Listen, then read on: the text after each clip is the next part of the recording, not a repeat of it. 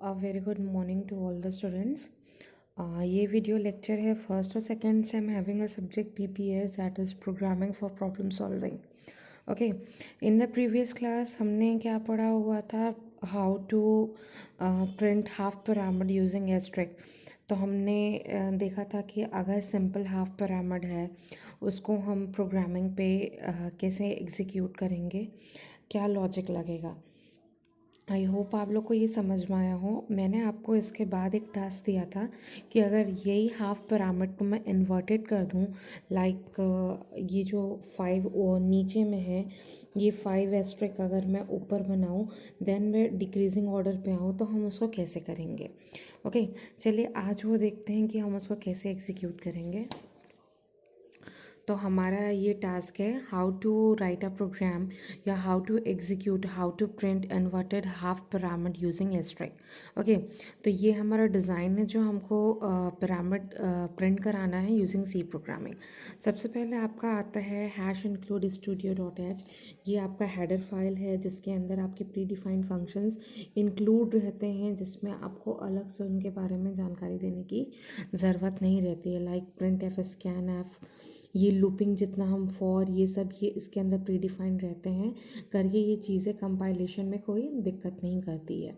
तो header file हमने दिया है hash include studio dot h. Then हमने लिखा in the main. Okay, this is the main function जहाँ से आपका एग्जीक्यूशन स्टार्ट होता है.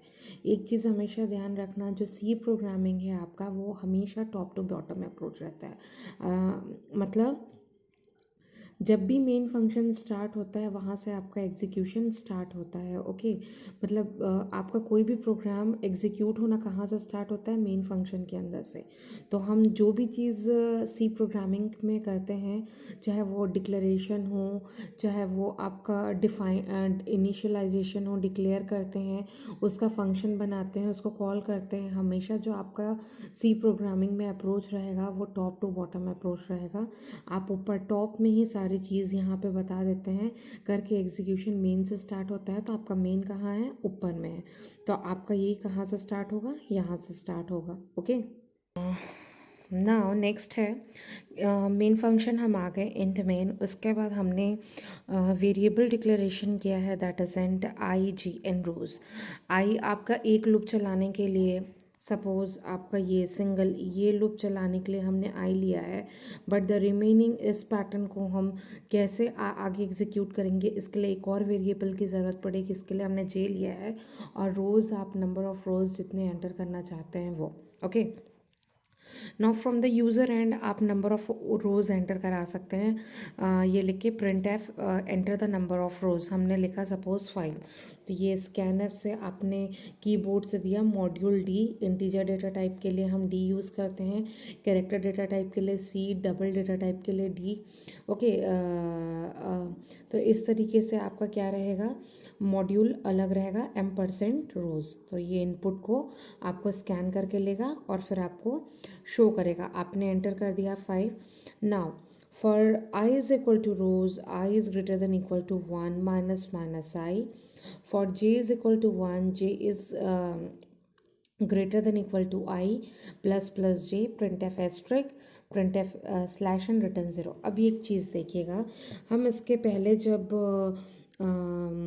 इंक्रीजिंग ऑर्डर पे ले रहे थे, ये वाले इंक्रीजिंग ऑर्डर मतलब पहले 1 था, फिर ये 2 एस्ट्रिक, तो हम यहाँ के क्या यूज़ कर रहे थे, एडिशन. मतलब आपको क्या करना है, आगे बढ़ना है, तो आपका रोज़ का वैल्यू क्या हो जा रहा था, इंक्रीज हो रहा था, ताकि उतने नंबर ऑफ स्टार्स आपके प्रिंट हो पाए. बट अभी हमको क्या करना है, ऊपर में आपका सबसे पहले क्या रहेगा 5, उसके बाद हमको क्या होना है, एक डिक्रीज होना है. तो अब हमको क्या करना है, नीचे डिक्रीजिंग की ओर करना है करके आपका ये क्या रहेगा, माइनस माइनस आई. और ये आपका प्रिंट कराने के लिए है, तो जे एज इट इज़ काम करेगा. बस आपका जो चेंजेस होगा वो फॉर लूप पे होगा. फॉर लूप पे आपको क्या चेंजेस करना है, जो हम आई प्लस प्लस जो आपका इटरेशन कर रहे थे, जो चीज़ आगे बढ़ रही थी, वो चीज़ क्या हो जाएगी, अब घटते क्रम पे आएगी. तो आपको उसको क्या करना है, i minus minus i is equal to rows, I is equal to 5, i is greater than equal to 1. I is greater than equal to 1, तब तक ये लूप चलेगा। ये आपका इनिशियलाइजेशन है, ये आपका कंडीशन है और ये आपका इटरेशन है आगे बढ़ने का। ओके, उसके बाद जे की value for J is equal to 1, J is greater than equal to I plus plus j. Okay, तो सबसे पहले i is equal to rows, I is equal to क्या हो गया 5, है ना।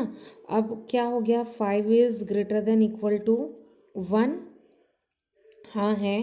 ओके, ये यहाँ पे हो गया। अब अपन आ गए नीचे, अब क्या है j इज इक्वल टू 1 और j is greater than equal to 1, j 1 है और i आपका क्या है 5 है, प्लस प्लस j, प्रिंट इतना। तो अब देखो ये कब तक प्रिंट करेगा, जब तक j की वैल्यू 5 के बराबर नहीं आ जाती। ये समझ में आया। अभी हमने i की वैल्यू ली 5, i is equal to rows, क्योंकि हमने नंबर ऑफ रोज एंटर किए थे 5, तो i की वैल्यू 5 हो गई। Then i is greater than equal to 1, तब तक ये लूप चलेगा जब तक आपको 1 वैल्यू ना मिल जाए, और ये माइनस होते जाएगा, माइनस होते जाएगा, मतलब अभी 5 है तो अब 4 हो जाएगा, देन 3। उसके बाद अब j is equal to 1, j is greater than equal to i plus plus j, तो j की वैल्यू 1 है और i की वैल्यू 5 है, तो ये कितनी बार प्रिंट होगा 1 2 3 4 5, ये यहाँ पे 5 हो गया। अब टास्क आ गया 6, यहाँ पे ये क्या हो जाएगा, काम करना बंद हो जाएगा। हम नीचे वाले पे आ जाएंगे, स्लैश एन मतलब नेक्स्ट लाइन पे आ जाएंगे। फिर अब यहाँ पे अब i is equal to rows. Okay, यहाँ पे आपकी आई की वैल्यू क्या हो जाएगी अब 4। क्या 4 आपका ग्रेटर है 1 से, इक्वल टू है, हाँ है। अब यहाँ पे टास्क आ जाएगा नीचे पे, जे की वैल्यू 1 है, जे इज़ 1 और यहाँ पे अब वैल्यू आ जाएगी आपकी आई की 4। मतलब आपका कब तक चलेगा ये एग्जीक्यूट, कब तक होगा स्टार प्रिंट करना, जब तक ये 4 के बराबर ना आ जाए। तो नेक्स्ट लाइन में आ गए थे 1 2 3 4, ये हो गया प्रिंट। अब फिर यहाँ पे, अब यहाँ पे प्लस प्लस आए तो जे की वैल्यू क्या हो गई 5, यहाँ पे अब वो एग्जीक्यूट होगा क्या, नहीं होगा, यहाँ से एग्जिट होके नीचे आ गया नेक्स्ट लाइन पे। अब हमारा टास्क आ गया यहाँ पे, अब यहाँ पे आए तब हमारे पास आई की वैल्यू क्या हो गई 3। अब यहाँ पे देखेंगे 3 is greater than equal to 1, yes हाँ है। उसके बाद हम फिर यहाँ पे आ गए, जे की वैल्यू 1 ही है और यहाँ पे अब वैल्यू आ गई 3।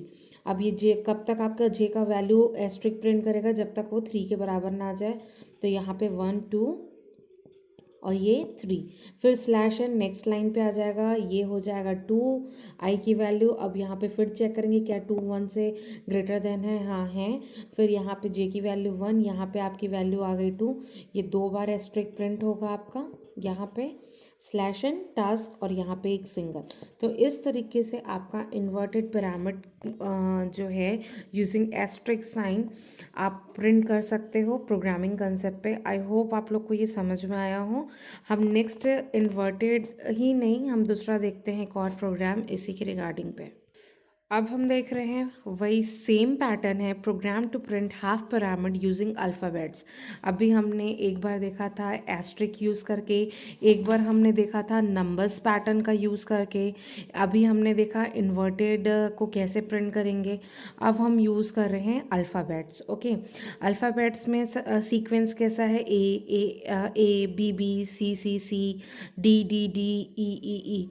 तो ये कितने बार प्रिंट्स हो रहे हैं, यहाँ से आपको समझ में आ जाएगा कि इटरेशन कितने बार होगा, 5 लेवल पे इटरेशन होगा, क्योंकि आपका ये first level, second level, third level, 4 level और ये आपका 5th लेवल। ओके, उसके बाद आपका लूपिंग कितने बार लगेगा, एक लूप लगेगा ये एक लाइन प्रिंट करने के लिए, बाकी आपको ये सेम प्रिंट कराने के लिए दूसरा वेरिएबल। तो मतलब यहाँ पे 2 वेरिएबल लगेंगे आई और जे।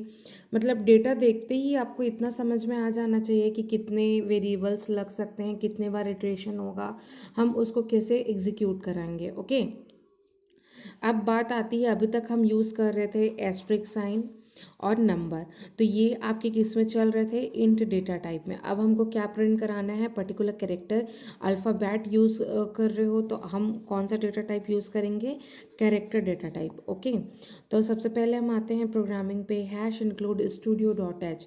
अगेन आपका हर प्रोग्रामिंग पे आप जाओगे तो कुछ ना कुछ उनकी अपनी एक हेडर फाइल्स होती है, जिससे आपके प्री डिफाइंड फंक्शंस ऑलरेडी वहाँ पे मेंटेन होते हैं, ताकि आपको कंपाइलेशन के टाइम पे पे कोई दिक्कत ना हो, रन करने में कोई दिक्कत ना हो, तो आपको हेडर फाइल इंक्लूड करना बहुत ज़रूरी है, अदरवाइज़ आपको एरर्स आएंगे।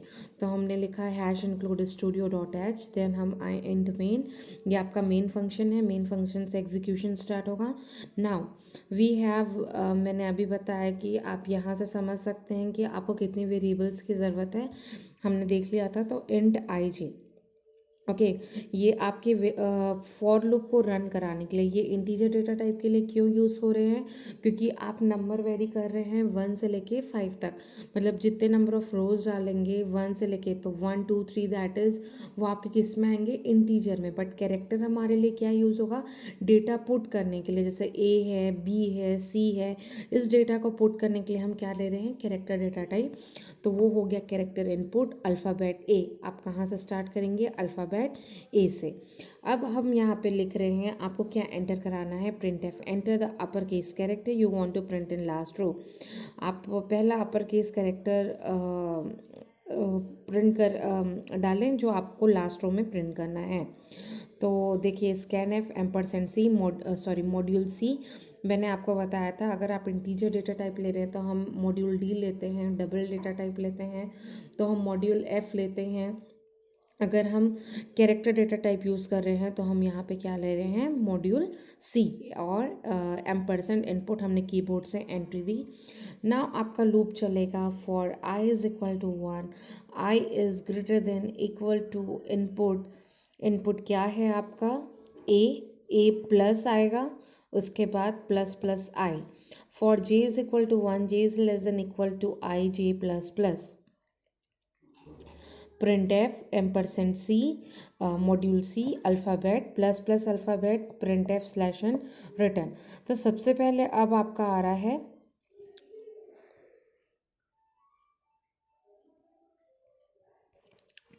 नाउ, तो हमने यहाँ पे अपने नंबर ऑफ रोज एंटर कर लिए, उसके बाद हम आ रहे हैं, चलिए फॉर लूप से समझते हैं। For I is equal to 1, i is less than equal to, within a bracket input is a plus 1 plus plus i, है ना। अभी हमने आई की वैल्यू 1 है, इनपुट हमने जो प्रिंट कराना है वो लिया है, क्या लिया है, ए, ओके, ए लिया है plus plus I, J is equal to 1, J is less than equal to I J plus plus. अब अल्फ़ाबेट को प्रिंट कराएंगे और यहाँ से अल्फ़ाबेट आपका इंक्रीज होगा। तो पहला प्रिंट हुआ आपका ए, अब यहाँ पे आपका ए, आई की वैल्यू भी 1 है, जे की वैल्यू 1 है, 1 हो गया। अब यहाँ पे जे प्लस प्लस हुआ तो जे की वैल्यू 2, अभी आई की वैल्यू 1 ही है, तो अब यहाँ पे बोल रहा है एक कैरेक्टर प्रिंट हो गया। अब यहाँ पे आया प्लस प्लस अल्फ़ाबेट, अल्फ़ाबेट को क्या करना है, इंक्रीमेंट करना है, ओके। अब यहाँ पे आए i is equal to 1, i is less than equal to, i की वैल्यू अब क्या हो गई, प्लस हो गई, ये हो गई 2।